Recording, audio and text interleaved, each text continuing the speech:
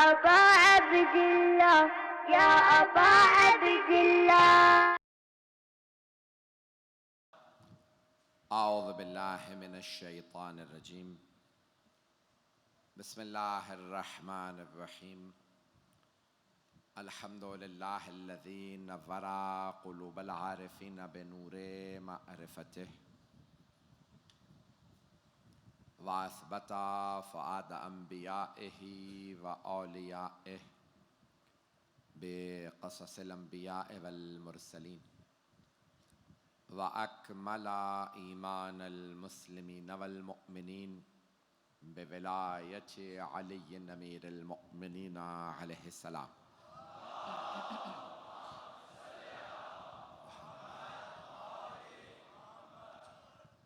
والصلاة والسلام والتحية والإكرام على أفضل الموجودات،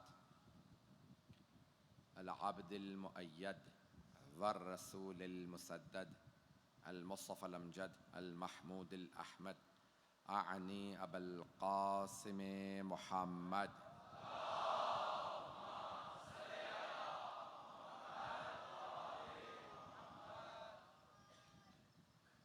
وعلى روحه ونفسه وسحره ووسيه سيد الأتقياء والأصفياء مولى الموالي إمام المتقين علي بن أبي طالب.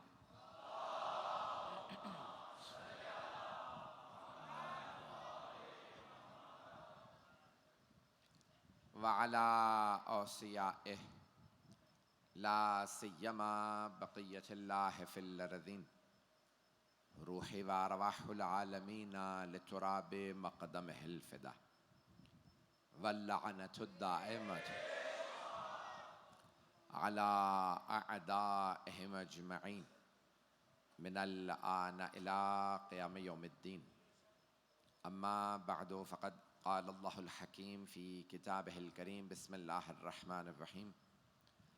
وإذ أخذ الله ميثاق النبيين لما آتيتكم من كتاب وحكمة ثم جاءكم رسول مصدق لما معكم لتؤمنن به ولتنصرنه قال أأقررتم وأخذتم على ذلكم إسري قالوا أقررنا قال فاشهدوا وأنا معكم من الشاهدين. صدق الله العلي العظيم. صلوات.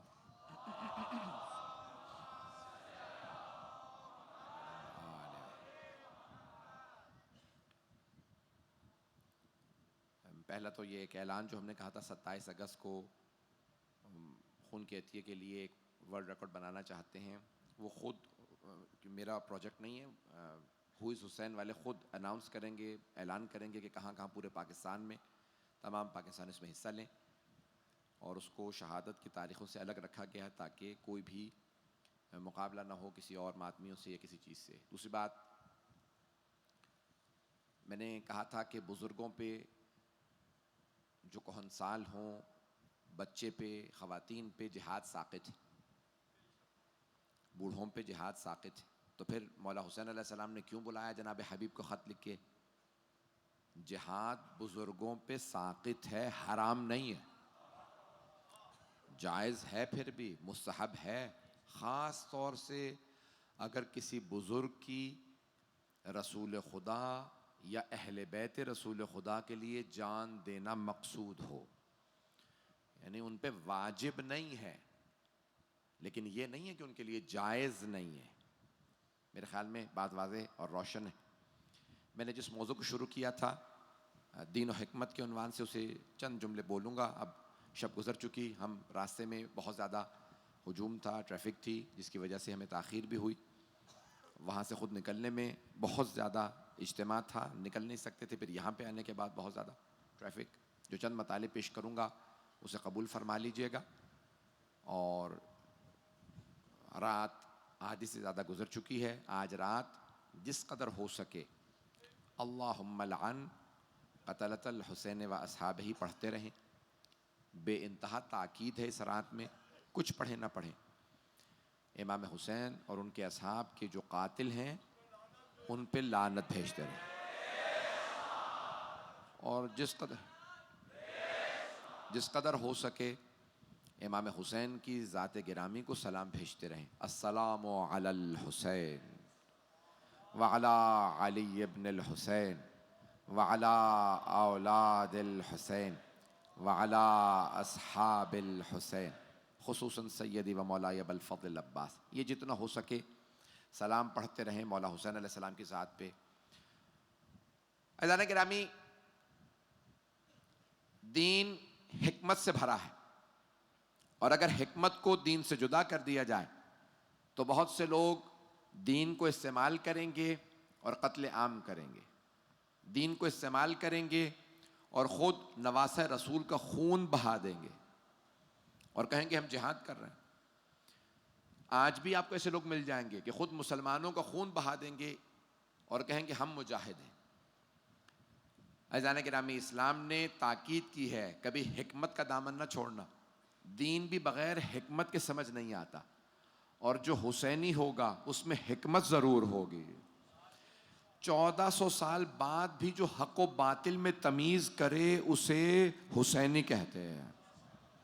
इसलिए ये हिकमत व दानाई हमारे अंदर होना चाहिए कि हम हक़ व बातिल में, अच्छाई बुराई में तमीज़ रखें। जनाब लुक़मान की मैंने वसीयत को पेश किया था, चंद जुमले सुन लीजिए तबर्रुकन, फिर उसके बाद मैं मसाइब की तरफ आ जाऊँगा। मजमे की तवज्जो है मेरे साथ? आप लोग सारा दिन जुलूसों में रहे होंगे, मजालिस में रहे होंगे, खस्तगी महसूस तो नहीं कर रहे हैं?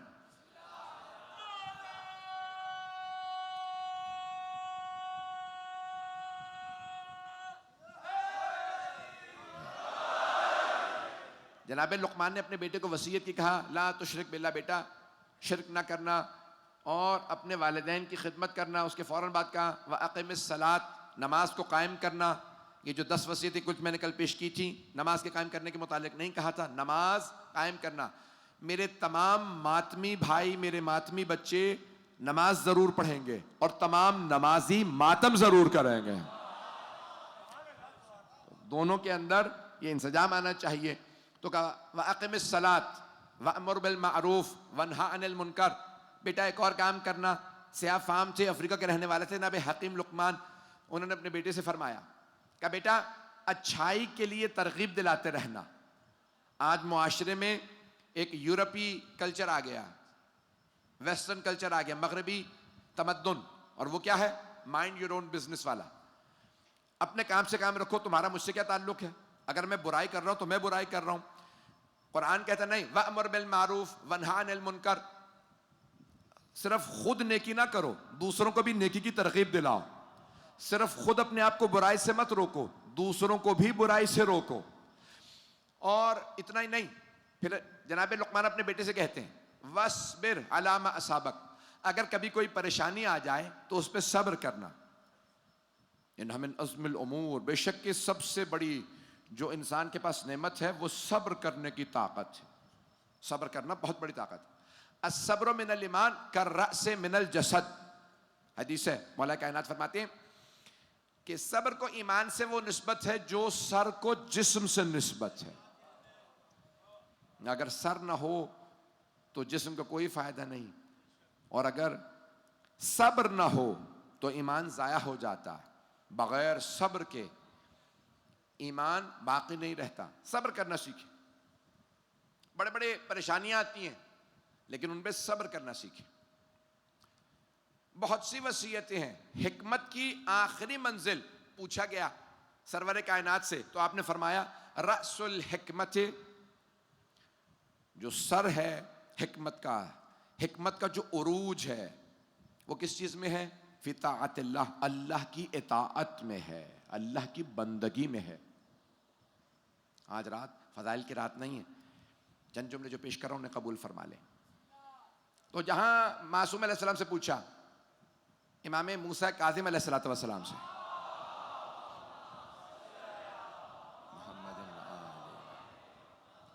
का मौला जनाबे लुक़मान की हिकमत की कोई ऐसी बात बताइए जो हमारे काम आए।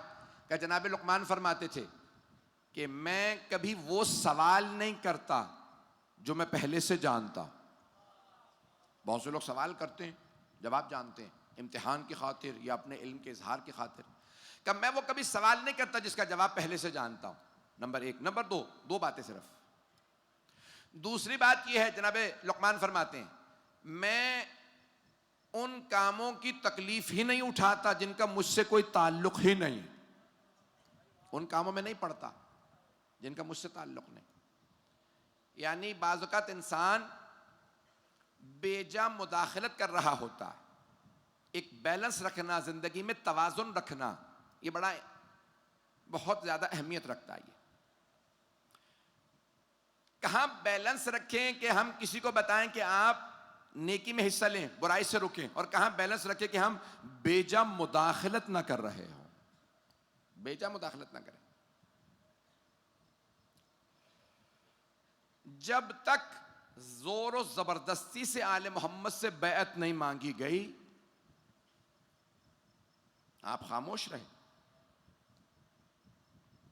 लेकिन जब जोर और जबरदस्ती होने लगी, नहीं आपको बैअत करना ही होगी, ये किसने किया? यजीद ने। यजीद ने कहा, हुसैन आपको मेरी बैअत करनी ही होगी।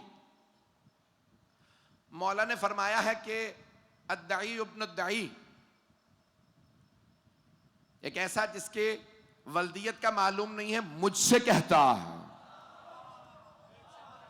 रकज़नी बैनसनतैन बैनस्सिल्लत व ज़िल्ला, उसने मेरे सामने सिर्फ दो ऑप्शन रखे हैं, दो चीजें मेरे सामने रखी हैं, या मैं तलवार उठाऊं और मुकाबला करूं, या फिर पूरी जिंदगी जिल्लत की जिंदगी गुजारूं। फिर मौला फरमाते हैं, है हाथ मिन ज़िल्ला, है हाथ मिन ज़िल्ला, है हाथ मिन ज़िल्ला, दोनों हाथों को बुलंद करके, है हाथ मिन ज़िल्ला। मौला फरमाते हैं, हम अहले बैत से जिल्लत बहुत दूर है, मैं इज्जत की मौत तो कबूल कर लूंगा, जिल्लत की जिंदगी कबूल नहीं करूंगा।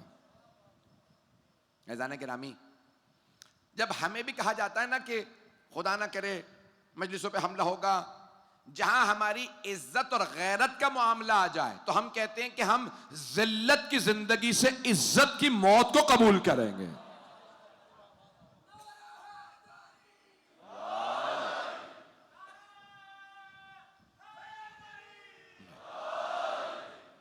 आज पूरी दुनिया में एक रिवायत है जिसको मैं पेश कर रहा हूं, थोड़ा सा वक्त अगर लूंगा तो चलिएगा मेरे साथ।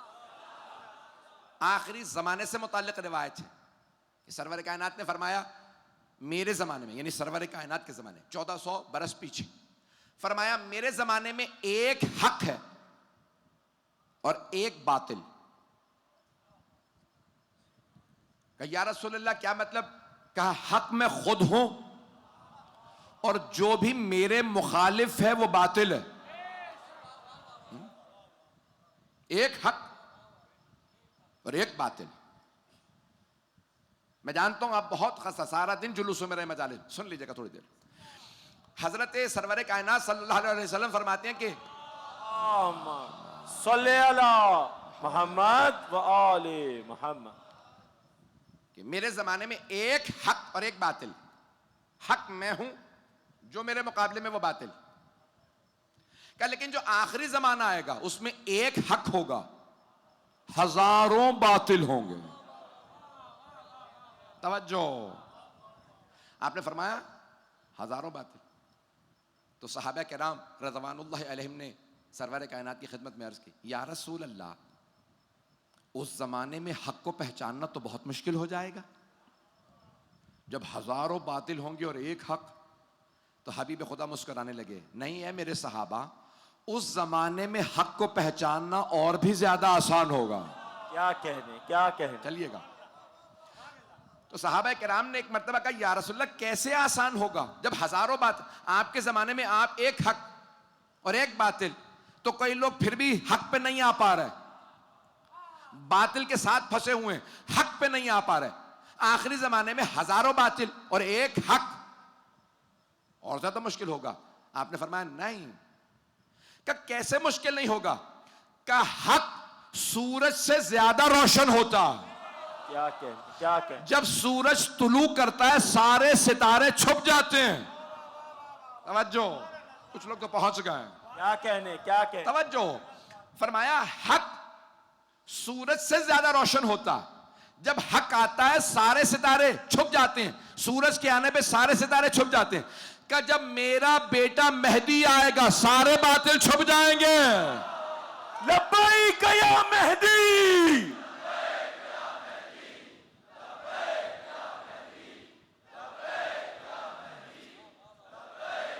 बराए ताजील इमाम ज़मा बुलंदतर सलावत।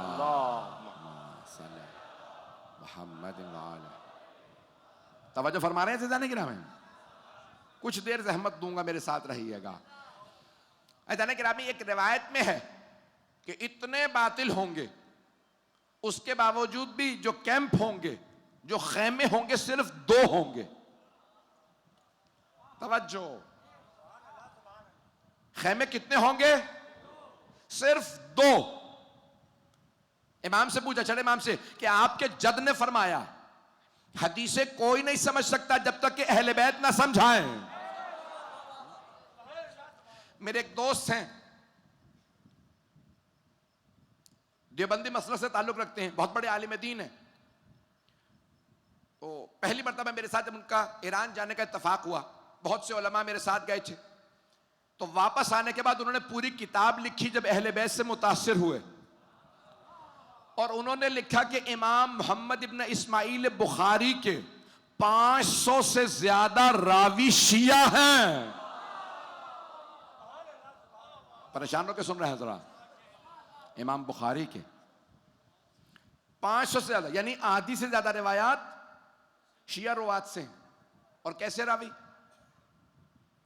बहुत से लोगों ने कहा नहीं, उस जमाने के शिया और होंगे, आज के शिया और हैं। कहा नहीं, ये छठे इमाम के शागिर्द थे। यहां तक कि उनमें से बाज, उन्होंने सबके नाम लिखे। कहा ऐसे भी थे कि अगर उनके कोई घर चला जाए, कहा तब तक खाना नहीं खा सकते जब तक के दुश्मनाने अहले बैत पे लानत ना करो। कहा इसका मतलब है जैसे आज शिया थे। वो मेरे दोस्त कहते हैं कि ये तमाम के तमाम अफराद अगर इमाम बुखारी को कबूल थे, जो सबसे बड़े मुहद्दिस हैं, नहीं है बरादरान, इमाम मोहम्मद इब्न इस्माइल बुखारी सबसे बड़े मुहद्दिस माने जाते हैं आलम इस्लाम के भाइयों के, शिया उलमा के नहीं, लेकिन हमारे तमाम अहले सुन्नत भाइयों के, चाहे देवबंदी, बरेलवी, अहले हदीस, जितने फिरके हों, सब में सबसे ज्यादा मुहतरम इमाम बुखारी हैं। वो कहते हैं अगर इमाम बुखारी को उस जमाने का शिया कबूल था तो फिर आज क्यों कबूल नहीं है?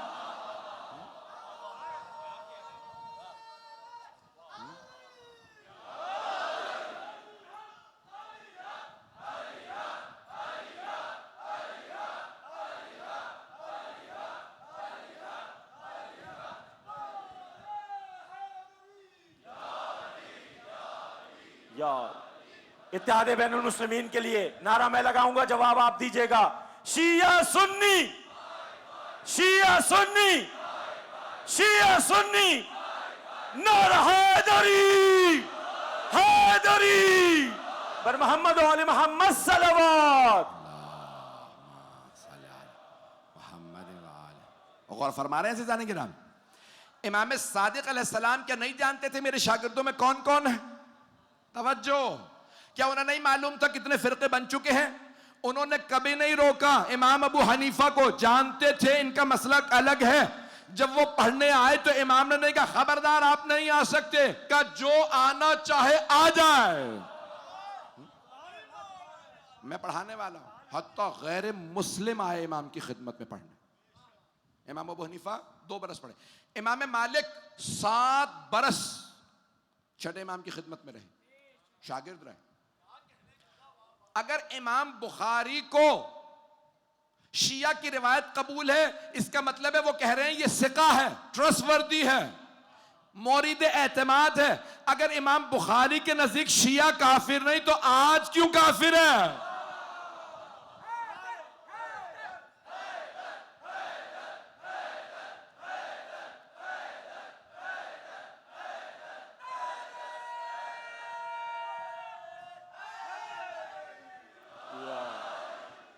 तवज्जो फरमा रहे हैं ज़िज़ाने किराम?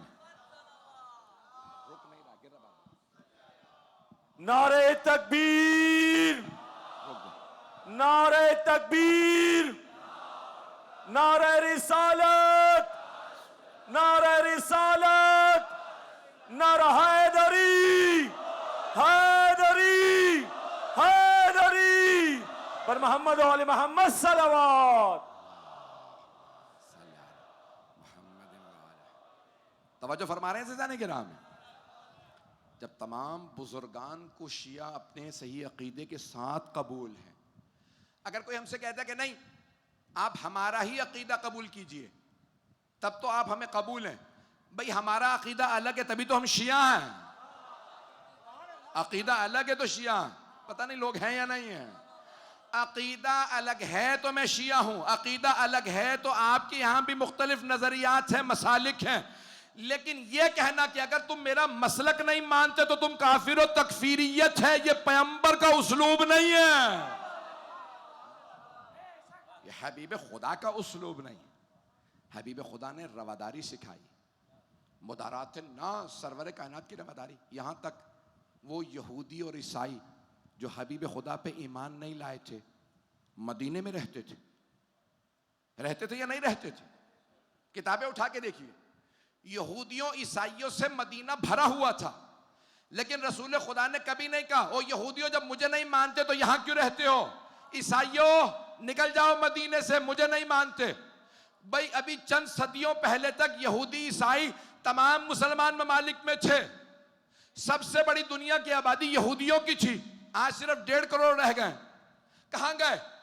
उन्होंने मुसलमानों के अखलाक को देखा, अकीदे को देखा, मुसलमान हो गए। क्या बात, क्या आज वो यहूदी जो हमारे ममालिक में थे वो कहां हैं? बड़ी जिम्मेदारी से पेश कर रहा हूं, मैंने खुद, मुझे किसी ने, एक साहब ने भेजा कि भाई ये एक मुल्क में नाम लेना मुनासिब नहीं है, ना उस मुल्क का नाम लूंगा ना उनके चैनल का। उन्होंने दिखाया 4 अफराद बिठाए, एक मुसलमान है, यहूदी है, ईसाई है और एक या जरतुश्त है या साबी में से बिठाया। सबसे ज्यादा जो लड़ाई हुई वो एक यहूदी नौजवान में और एक मुसलमान नौजवान में, टीवी पे। दोनों अरब मुल्क के थे। बहस हुई यहां तक कि उस यहूदी ने कहा कि मैं इसकी शक्ल भी नहीं देखना चाहता, इस मुसलमान ने मुझे इतनी बातें सुनाई। तो आखिर में उन्होंने कहा भाई आखिरी जो हमारा प्रोग्राम होगा उसमें सबका डीएनए होगा। डीएनए समझते हैं? डीएनए टेस्ट के बाद पता चलता है किसका शजरा किससे मिलता। जब उन्होंने दोनों का डीएनए किया तो पता चला कि वो मुसलमान उसी यहूदी के घराने से था। तवज्जो, यहूदी रोने लगा ज़ारो कतार। मुझे ताज्जुब है, इसके और मेरे अजदाद एक हैं, ये कैसे हो सकता है, ये मुसलमान कैसे हो गया, मैं तो यहूदी हूं। उन्होंने कहा ज्यादा दूर भी ना जाओ, 6-7 नस्लों पहले तुम्हारे अजदाद वही हैं। उस मुसलमान से पूछा कि मुझे कुछ नहीं पता मेरे अजदाद कौन, क्या अपने बाप दादा से पूछो। उसके खानदान के एक बुजुर्ग ने बताया चंद 100 साल 150 साल पहले हमारे सारे अजदाद यहूदी थे, मुसलमान हुए। क्या बात है, सुभान अल्लाह। नारा हैदरी, हैदरी पर मोहम्मद और आले मोहम्मद सल्लल्लाहु। दीन में हिकमत है, थोड़ी सी देर चलिएगा मेरे साथ। दीन हिकमत।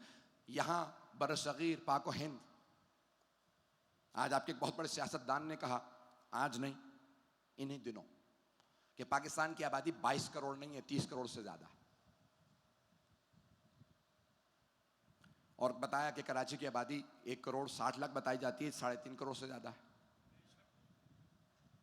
लाहौर की आबादी 1 करोड़ बताई जाती है, 1.5 करोड़ से ज्यादा है। और बताया उन्होंने कि 30 करोड़ से आबादी ज्यादा है।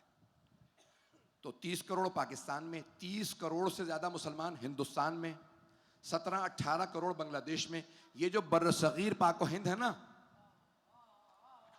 यहां जो मुसलमान आए थे वो हिजरत करके आए थे, वो चंद सादात थे। आज ये 70-80 करोड़ की आबादी बरसगीर के अंदर मुसलमानों की। अगर इनमें देखें तो 2-3 करोड़ से ज्यादा वो नहीं मिलेंगे जो अरब से, ईरान से आए, बाकी सब मकामी है, नहीं है मजमा। इन सब के शजरे अगर देखेंगे तो पीछे हिंदुओं से मिल जाएंगे। तो फिर मानो ना, इस्लाम तलवार से नहीं मुसलमानों के किरदार से फैला। क्या बात है।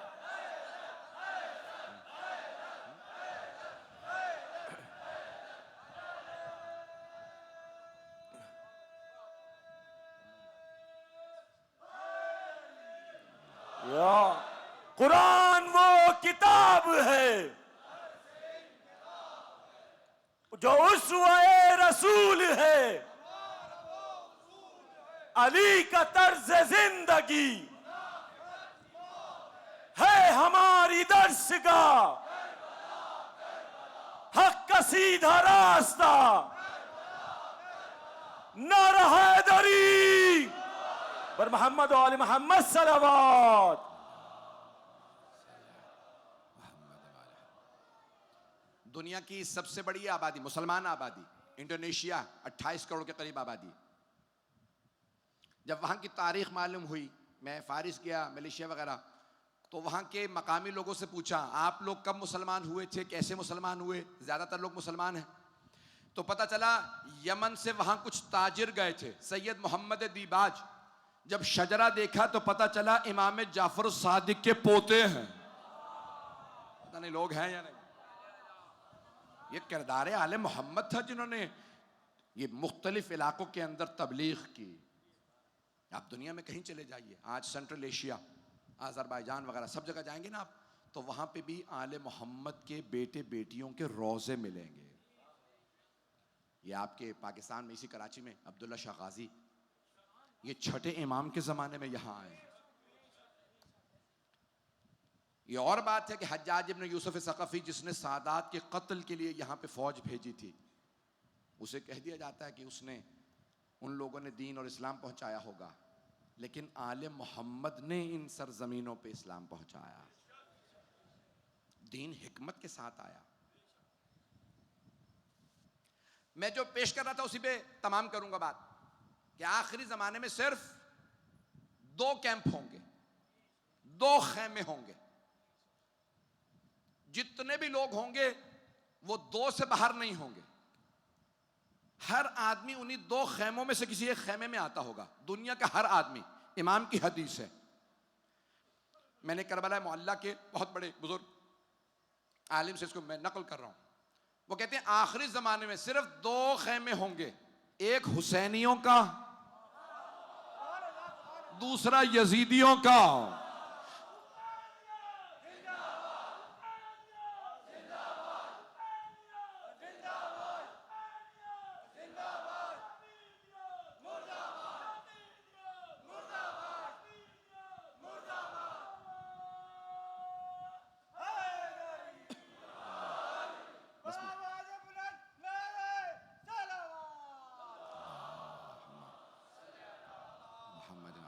मैंने आपकी जहमत को तमाम किया। आखिर ज़माने में सिर्फ 2 खेमे होंगे। अब पूरी दुनिया को फैसला करना कि वो कौन से खेमे में रहना चाहते हैं। रिवायात में है हर आदमी फैसला करेगा। का मौला सब लोग पहले से तैयार होंगे, का कुछ लोग आखिरी लहजे तक इंतजार करेंगे, लेकिन जैसे ही इमाम को देखेंगे और जिसमें तासुब नहीं होगा तो इमाम को तस्लीम करेगा। हो ना हो, मोहम्मद का भेजा हुआ ये आखिरी वसी हक है।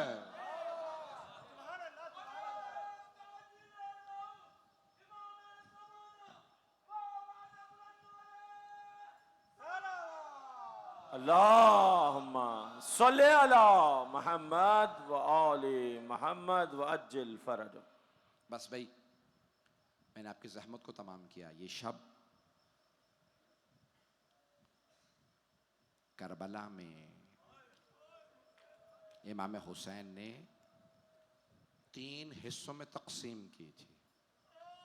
शब आशूर, पहला हिस्सा इबादत के लिए, दूसरा हिस्सा अहले बैत के लिए और तीसरा हिस्सा असहाब के लिए। जब जनाब सैयदुश शहदा अहले बैत के खैमों में जा रहे थे तो एक मर्तबा जनाब ज़ैनब के खैमे में तशरीफ़ लाए और अब मौला ने देख लिया कि अब दिलासों का वक्त नहीं रहा, अब तसल्ली देने का वक्त नहीं है, तो बहुत खुल के फरमाया, ज़ैनब कल अब्बास मारे जाएंगे। जनाब ज़ैनब के आंसू बहने लगे। फिर फरमाया, ज़ैनब अली अकबर भी मारे जाएंगे, ज़ैनब कासिम मारे जाएंगे, ओनो मोहम्मद मारे जाएंगे। जनाब ज़ैनब ज़ारो कतार गिरिया कर रही। मौला ने जब नाम गिनवाए तो सिर्फ अहले बैत के, अभी अंसार के नाम नहीं बताए थे, असहाब के नाम नहीं बताए थे। बीबी ने एक सवाल किया रोते हुए, भैया आपने अपने असहाब का इम्तिहान तो ले लिया है ना, ये कहीं छोड़ के तो नहीं चले जाएंगे? नाना को, बाबा को, भाई हसन को उनके असहाब ने छोड़ दिया था। बस ये जुमला जनाब हबीब के कानों में पड़ गया, जो खैमों की हिफाजत कर रहे थे। बस ये जुमला सुनना था। जनाब हबीब ने आवाज़ दी, ओ अंसारे हुसैनी, खैमों से बाहर आ जाओ, अली की बेटी परेशान है। और एक मर्तबा आवाज़ दी जनाब हबीब ने, कहा, बीबी ए आकाज़ादी, अगर आप हुक्म करेंगी ना तो हम अपनी तलवारों से अपने सर कलम कर देंगे। जनाब ज़ैनब ने रोते हुए दुआ दी। मौला हुसैन ने फरमाया, जैसे असहाब मुझे मिले, ना मेरे जद को, ना मेरे बाबा, ना मेरे भाई को ऐसे असहाब मिले। बस भाई रात गुजरती रही। मौला हुसैन फिर अंसार के साथ बैठे। एक जुमला रात का पेश करके सुबह को पेश करना चाहता हूँ। मैं जानता हूँ आप लोग बहुत थक चुके हैं, लेकिन कोई रोने में बुख़्ल ना करे। आज की रात रोने की रात है। जितने भी आप में खस्तगी हो, गिरिए को कम ना कीजिएगा। क्यों? क्योंकि आज इमाम ज़माना फरमाते हैं, मैं सुबह शाम अपने जद हुसैन पे गिरिया करूँगा। लअंदुबन्ना अलैका सबाहम व मसाआ वला अबकियन्ना अलैका बदल दुमूअ दमा। ए मेरे जद हुसैन, अगर मेरे आंसू खुश्क हो गए ना तो मैं आंसुओं के बदले खून के आंसू बहाऊंगा। ए मेरे जद हुसैन, जब मेरी फुफ्फियां आप पे रोती थी, उन्हें ताजियाने मारे जाते थे। ए मेरे जद हुसैन, अब मैं किसी को रोकने नहीं दूंगा, ये गिरिया सुबह शाम जारी रहेगा। बस भाई मैं देख रहा हूं ज़ियारात भी आमादा हैं, मातमी भी आमादा हैं, आप लोग भी बहुत देर से बैठे हैं। लेकिन एक सवाल करूं, जब आप रोते हैं तो आपको कोई रोकता तो नहीं है? आपको कोई ताजियाने तो नहीं मारता? मरहूम शेख जाफर शोश्तरी ने एक जुमला लिखा, कहा, शब आशूर एक ऐसा लहजा है जहां मौला अपने मसाइब पे खुद रो रहे हैं। का सबको जमा किया, बीबियों को भी, बच्चियों को, अपने बेटों को, भाइयों को। और एक मर्तबा मौला सबको देखते जाते हैं, रोते जाते हैं। कहते मौला क्यों रो रहे हैं? कब बीबियों को देख के रोते थे, इन्हें कल कैदी बना लिया जाएगा, किसी को तमाचे लगेंगे, किसी की चादर नेज़े से उतारी जाएगी। फिर अपने बेटों को देखते, इनके सर कलम कर दिए जाएंगे, भाइयों को देखते, इनके बाजू कलम हो जाएंगे। अजरकुम अल्लाह, अजरकुम अल्लाह। बस भाई रोने में बुख़्ल ना कीजिएगा। आज के वाह मुसीबत, रात गुजर गई, मैंने सारे मसाइब छोड़ दिए। जैसी सुबह हुई ना, मुअज्जिन ने कहा, मौला फजर का वक्त दाखिल हो गया, इजाजत है अजान दे दूं? मौला ने फरमाया, नहीं ऐ मेरे मुअज्जिन, आप रुक जाइए। अबू सुमामा अली अकबर से कहिए वो अजान दे दें। जनाब अली अकबर ने कहा अल्लाह अकबर।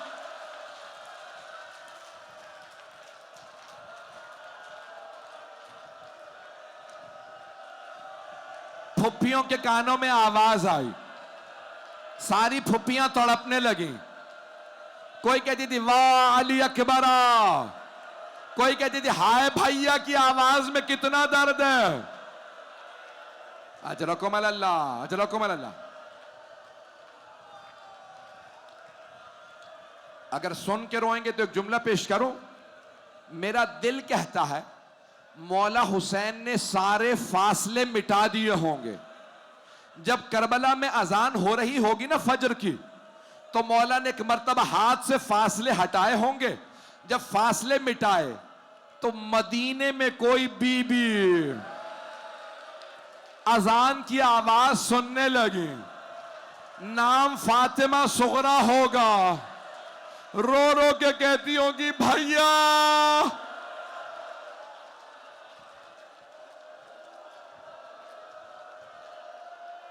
अजरकुम अल्लाह, अजरकुम अल्लाह। बस भाई मौला की 3 रुखसतियां हैं, शहादत नहीं पढ़ूंगा। 3 रुखसतियां हैं मेरे मौला की। मुझसे भी किसी ने कहा कि अगर हो सके तो जंग पढ़ दीजिएगा। मैं जंग नहीं पढ़ सकता, कोशिश करूंगा थोड़ी जंग सुना दूं। मौला की 3 रुखसतियां हैं। जानते हैं किन किन से रुखसती है मौला की? पहली मौला सज्जाद से, दूसरी रुखसती जनाब ज़ैनब से, और तीसरी रुखसती तो आप जानते हैं ना, एक छोटी सी बीबी से।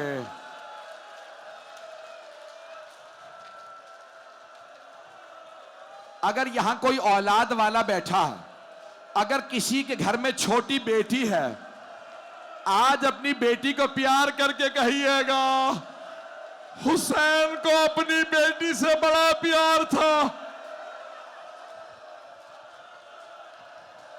अजरकुम अल्लाह, अजरकुम अल्लाह। पहली रुखसती पेश कर रहा, 2 जुमले जंग के सुना दूं। एक मर्तबा मौला मैदान करबला में आए, जब सारे अंसार मारे गए, मौला के सारे भाई शहीद हो गए, अंसार शहीद, दोनों बेटे शहीद, भतीजे भांजे सब शहीद हो गए। अब मौला तन्हा रह गए।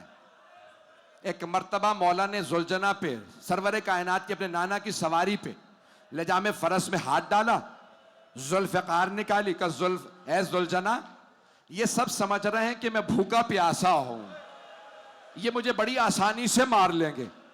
जुलजना जरा मुझे फुरात तक पहुंचा दे। मौला ने जमीन पे खत खींचा, जुलजना को पानी में उतारा, कहा तुमने मेरा पानी बंद किया था, मेरा घोड़ा भी पानी में है। अब जानते हो उमर साद ने क्या किया? उसने फिर हमला किया। मौला हुसैन ने हमला किया, सारी फौज को पीछे फेंका, फिर दोबारा 3 हमले किए। एक मर्तबा शिमर ने आवाज दी, ओ उमर साद, मैं हुसैन की नफ्सियात समझ गया। उमर साद ने कहा फिर क्या करें? हुसैन तो आसानी से शहीद नहीं किए या मारे नहीं जा सकते, क्या करें?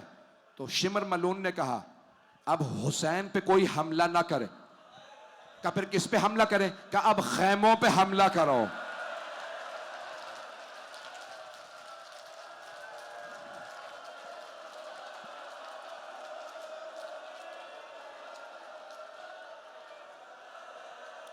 कहा मैंने देख लिया हुसैन को अपनी परवाह है ही नहीं, हुसैन को परवाह है तो बहनों की। बस शिमर का कहना था। उमर साद ने कहा फौज से कहो खैमों पे हमला करे। मौला हुसैन ने देखा सारे अशकिया खैमों पे हमला कर रहे हैं। मौला ने जुलजना की लगामों में हाथ डाला, कहा मेरे नाना की सवारी मेरी गैरत बर्दाश्त नहीं करती, मेरी जिंदगी में मेरी बहनों के खैमों पे हमला हो और जुलजना मुझे खैमे तक पहुंचा दे। जुलजना ने मौला को पहुंचाया। मौला ने आवाज दियो दुश्मनों हुसैन जिंदा, मैं ज़ैनब पे आंच नहीं आने दूंगा। अजरकुम अल्लाह, खुदा की कसम मेरे सीने में दम नहीं है, बिल्कुल अपने आप को बेहाल महसूस कर रहा हूं और जी कर रहा है पढ़ते पढ़ते मर जाऊं। सुनेंगे मसाइल, जब मौला ने सारी फौज को उठा के पीछे फेंक दिया ना, मौला आखिरी मर्तबा खेमों में आए। एक मर्तबा उस खेमे में आए जहां चटाई पे मौला सज्जाद लेटे हुए थे। मौला हुसैन ने आके दायां बाजू पकड़ा और एक मर्तबा कहा, मेरा बेटा सज्जाद, मेरे लाल मैं असरारे इमामत सौंपने आया हूं बेटा, मैं कुछ वसीयतें करने आया हूं, अगर मैं किसी को नजर आ रहा हूं तो मेरी तरफ देखिएगा। मौला सज्जाद ने बाबा को महसूस किया, फौरन आंखें खोली, मौला हुसैन को देखा। जैसे ही मौला सज्जाद ने अपने बाबा हुसैन को देखा सर से लेके पांव तक लहूलहान। फौरन का, बाबा ये क्या हालत बना रखी है? ऐना ऐना अम्मी अल अब्बास, बाबा मेरे चचा अब्बास कहां हैं? मौला हुसैन ने फरमाया, कद ज़ुबिहा, सज्जाद आपके चचा मारे गए। मौला सज्जाद ने कहा, ऐना ऐना अखी अली अकबर, बाबा मेरा भाई अली अकबर कहां? मौला हुसैन ने फरमाया, सज्जाद आप कब तक पूछते रहेंगे, मैं कब तक बताता रहूंगा? बेटा मर्दों में या आप बाकी हैं या कुछ देर का मेहमान मैं बाकी हूं। बस अभी रुक जाएं, मैं पढ़ूंगा मसाइल। पढ़ूं या रोक दूं? कुछ लोग, कुछ जवान हाथ बांध के कह रहे हैं रोक दे, बर्दाश्त नहीं हो रहा, लेकिन मैं 2 जुमले पढ़ूंगा बस। भाई मौला सज्जाद को कुछ मौला हुसैन ने वसीयत की, सुनेंगे वसीयत? बस भाई अगर रुक के सुनेंगे तो मैं वसीयत सुनाऊं, गिरिया जरूर कीजिएगा लेकिन रुक जाएं। जानते हैं क्या पहली वसीयत? क्या सज्जाद जब आप मदीने जाइएगा और मेरे मानने वालों से मिलिएगा तो उनसे कहिएगा जब भी ठंडा पानी पिए मुझ गरीब की प्यास को जरूर याद करें। मैं रसूल खुदा का वो नवासा हूं जिसे बड़ी बेदर्दी से प्यासा मारा गया।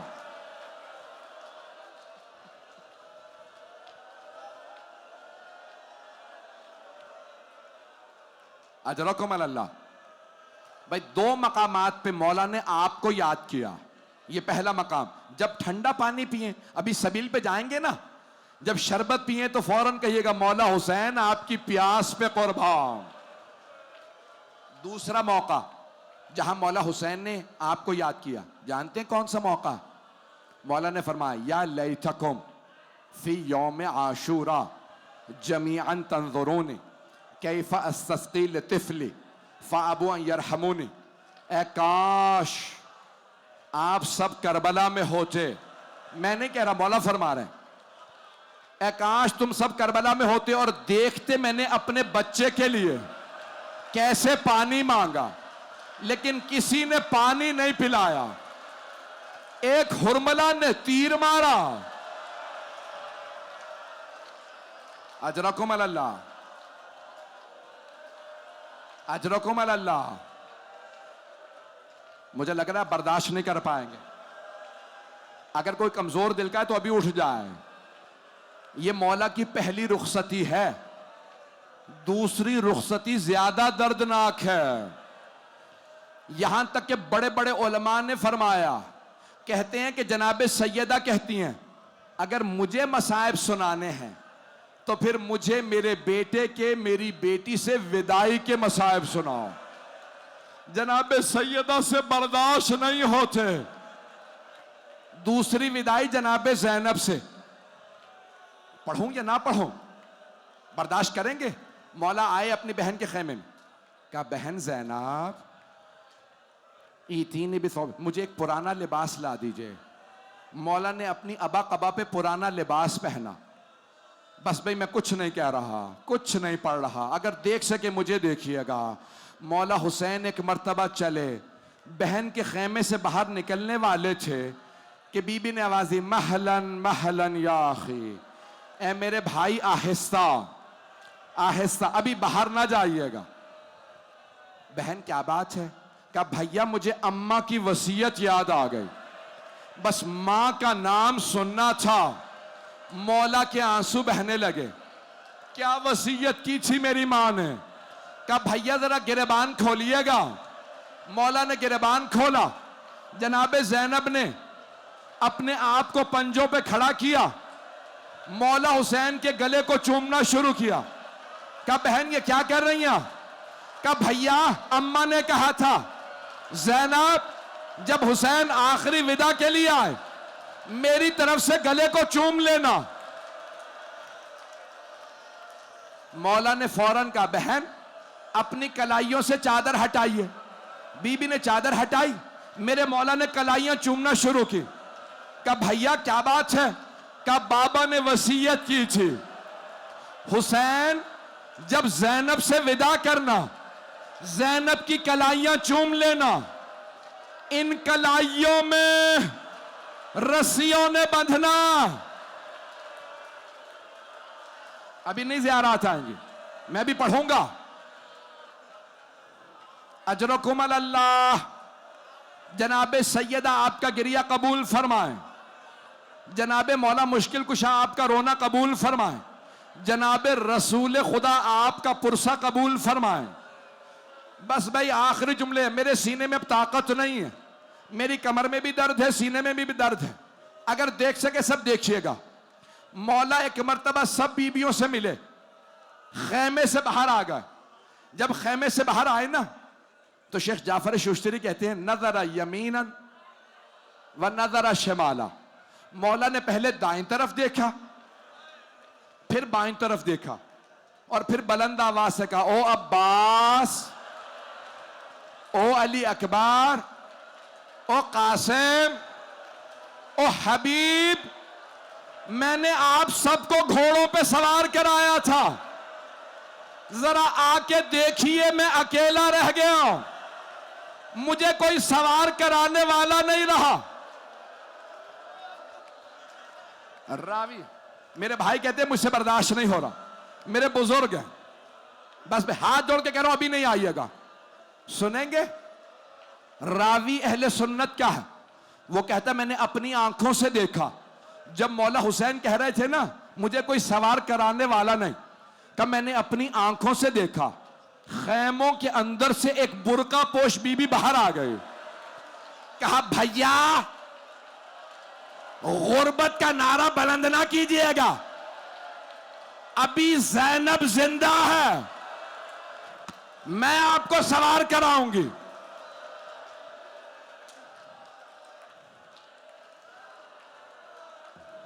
पीछे कोई गिर गया, मुझे नहीं मालूम है, पढ़ूं ना पढ़ूं।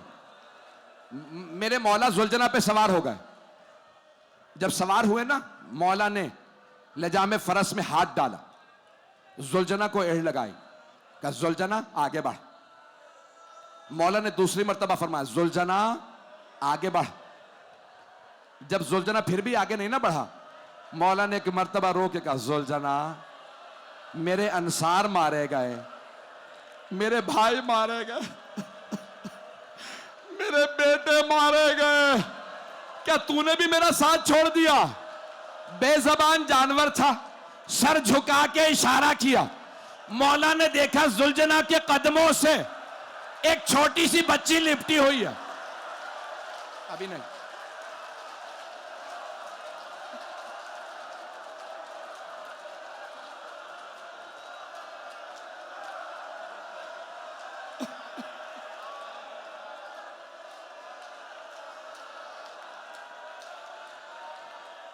रोके मेरा बच्चा, मेरे भाई, मेरे बच्चे, बस पे मैंने तमाम कर दिया, मैं तो शहादत पढ़ने वाला था।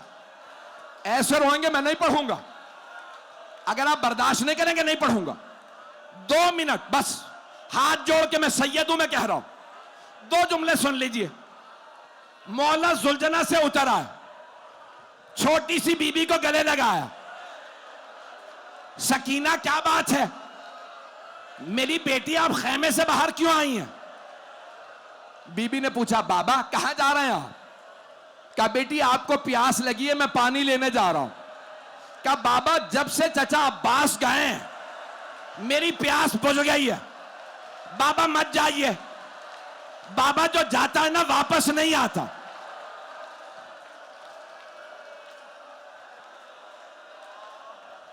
नहीं मेरा बच्चा, मेरा भाई बैठ 2 मिनट। मौला ने फरमाया, बेटी मैंने तिफली में अपने नाना से वादा किया था,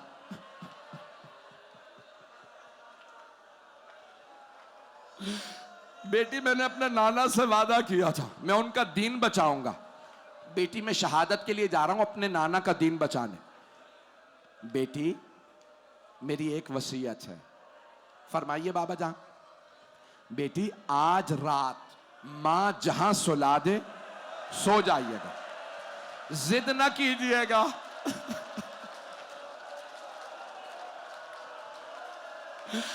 अम्मा मुझे बाबा के पास जाना, अम्मा मुझे नींद नहीं आ रही, मुझे बाबा का सीना चाहिए। अभी रुक जाओ।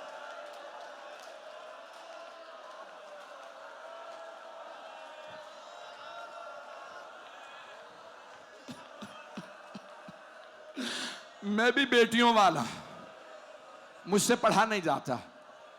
इस वक्त मेरा कलेजा मुंह को आ रहा। जनाबे सकीना ने एक मर्तबा कहा, बाबा जान जब आप मुझे सीने पे सुलाया करते थे ना, तो बाबा जान आप हमेशा फरमाते थे इस्लाम में बेटों का भी हिस्सा है, बेटियों का भी हिस्सा है। बाबा जान आप भैया अली अकबर को अपने साथ ले गए, भैया अली असगर को अपने साथ ले गए। बाबा जान ये बताइए मेरे हिस्से में क्या आया? मौला हुसैन ने कुछ खाके करबला उठाई, जनाबे सकीना के सर में डाल दी। बीबी ने कहा, बाबा ये क्या किया आपने, मेरे सर में खाक क्यों डाली? मौला ने कहा, बीबी आपके हिस्से में यतीमी आई है, आपके हिस्से में असीरी आई है, आपके हिस्से में शाम की कैद।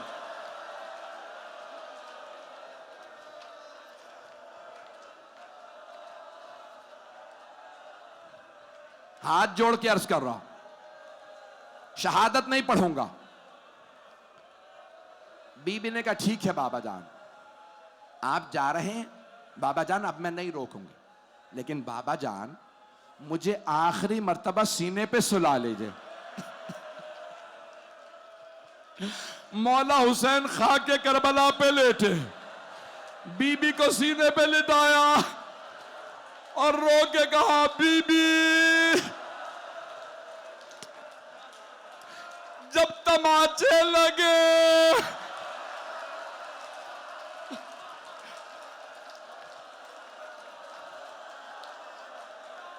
पढ़ूं, खत्म हो गए मसाइब। पता नहीं कौन कौन बेहोश हो गया। मुझे कल बताया एम्बुलेंस ने आनी पड़ी थी मसूरात में, मैं शहादत नहीं पढ़ रहा, अब मुझसे पढ़ा भी नहीं जा रहा। मेरे मौला घोड़े पे सवार हुए, मौला ने जंग शुरू की।